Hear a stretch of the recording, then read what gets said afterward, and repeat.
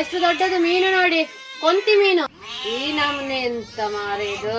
ಕೋದಂಡಿ ಉಂಟ ಅಲ್ಲಿ, ಈ ಕೋದಂಡಿಯಲ್ಲಿ ಮಂಡೆ ಕೊಡ್ಬೇಕು ಇದಕ್ಕೆ. ಈ ಮೀನು ನೋಡಿ, ಮೀನು ತಿನ್ಲಿಕ್ಕೆ ಇಷ್ಟುದ್ದದ ಮೀನು, ಕೊಂತಿ ಮೀನು, ನೀಡಲ್ ಫಿಶ್ ಅಂತ ಹೇಳ್ತಾರೆ ನೋಡಿ, ಅದುವೆ. ಹಾಗೆ ಇಲ್ಲಿ ಹೇಗೋ ತಂದಿದ್ರು.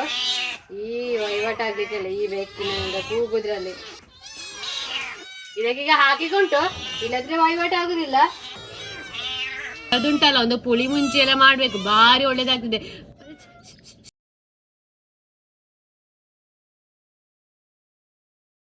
1.25 kg ಉಂಟು ಇದು.